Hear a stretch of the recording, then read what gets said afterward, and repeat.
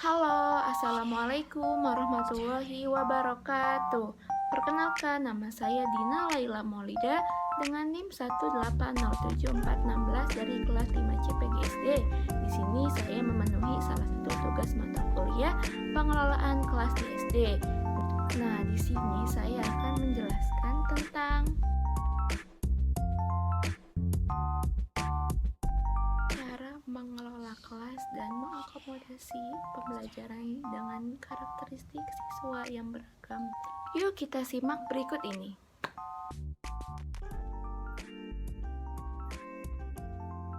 Cara mengelola kelas dan mengakomodasi pembelajaran dengan karakteristik siswa yang beragam, yaitu dengan memperhatikan sikap atau perilaku masing-masing siswa atau dengan membenahi dan memberikan nasihat yang baik terhadap perilaku buruk mereka.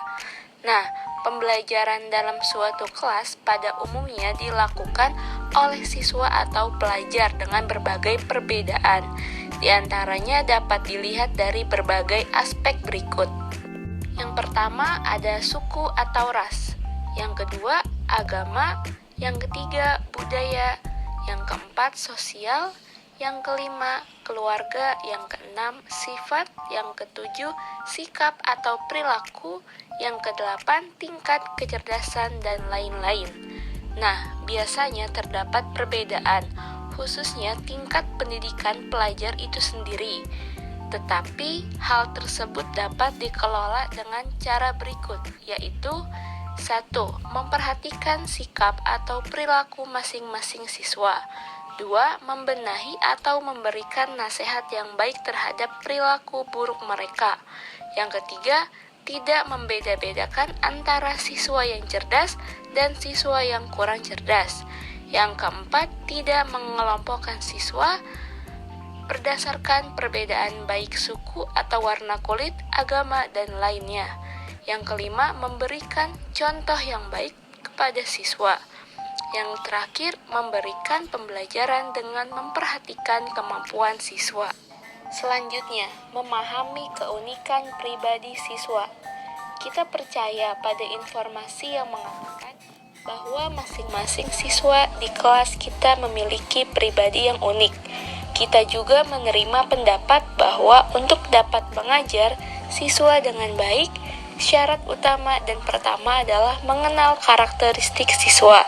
Tetapi tidak jarang ketika tiba saatnya kita action mengajar di kelas, informasi dan pendapat tentang keunikan siswa yang sudah kita terima sebagai sesuatu yang benar hilang terbang entah kemana. Kita mengajar sesuai dengan versi kita, menggunakan cara menurut kita yang efektif, mudah, dan menarik, bukan menurut siswa.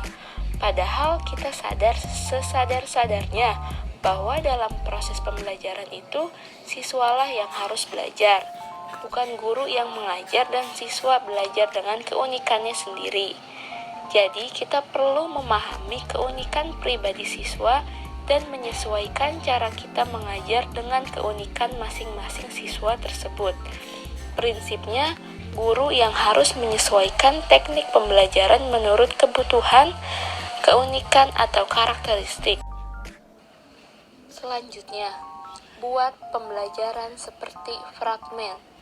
Ketika kita sudah menyadari dan memahami bahwa siswa itu beragam, serta memiliki komitmen bahwa siswa harus berhasil, maka kita akan selalu berusaha untuk memberi kebebasan kepada siswa untuk belajar dengan cara mereka sendiri. Nah, targetnya adalah siswa berhasil mencapai hasil belajar yang ditentukan. Agar siswa berhasil melaksanakan tugas atau berhasil mencapai tujuan yang diharapkan, maka guru harus membuat siswa kuat, membuat siswa mampu.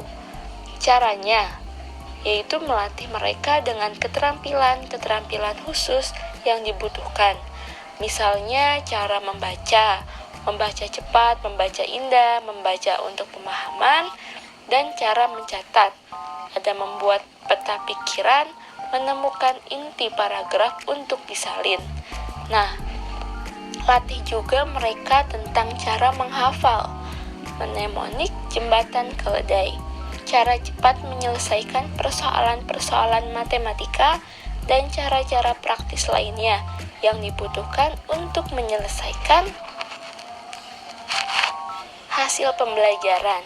Nah, jadikan pembelajaran berupa fragmen-fragmen kecil, misalnya, contoh, dalam pembelajaran tatap muka dengan waktu 70 menit, 2 jam pembelajaran.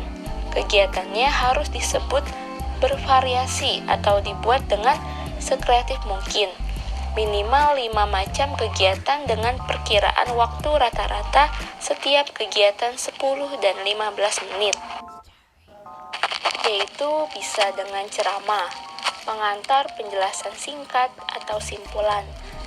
Nah, kegiatan membaca sendiri bagi siswa menceritakan dengan kalimat sendiri oleh siswa, membuat catatan poin-poin penting, menjelaskan catatan, mengajar teman sebaya, membuat lagu, mengamati objek tertentu, dan menyampaikan laporan pengamatan dan penilaian. Dalam kegiatan yang bervariasi tersebut, guru harus memastikan bahwa semua siswa terpenuhi kebutuhannya. Misalnya, siswa yang visual harus mendapatkan kesempatan yang baik untuk menggunakan penglihatannya dalam belajar, bacaan, gambar, grafik, dan lain-lain. Siswa auditorial harus mendapatkan kesempatan untuk berbicara atau mendengar dalam belajar, mendengarkan cerita, menceritakan kembali, mendengarkan penjelasan atau menjelaskan kepada teman sebaya, diskusi dan laporan lisan, dan lain-lain. Yang kinestetik juga harus mendapatkan kesempatan untuk melakukan tindakan memanipulasi, belajar ambil menggerakkan anggota tubuhnya, membaca sambil bersuara atau berjalan membuat isyarat gerakan tertentu untuk menghafal poin-poin penting, dan lain-lain. Dengan cara ini, maka seluruh siswa akan dapat menyelesaikan tugas dan mencapai hasil sesuai kemampuan. Jika dengan cara tersebut ternyata masih ada siswa yang tidak aktif, guru perlu mencari tahu penyebabnya. Bisa dengan bertanya langsung kepada siswa yang bersangkutan mengapa tidak aktif, bertanya kepada teman-teman di kelas, mengamati secara khusus. Hilangkan penyebab ketidakaktifan siswa, gangguan yang berasal keadaan di luar pembelajaran. Layani secara beragam dalam pembelajaran dengan memenuhi kebutuhan atau cara belajar siswa. Salah satunya adalah membuat pembelajaran dalam bentuk fragmen-fragmen kecil dengan kegiatan yang memenuhi tipe-tipe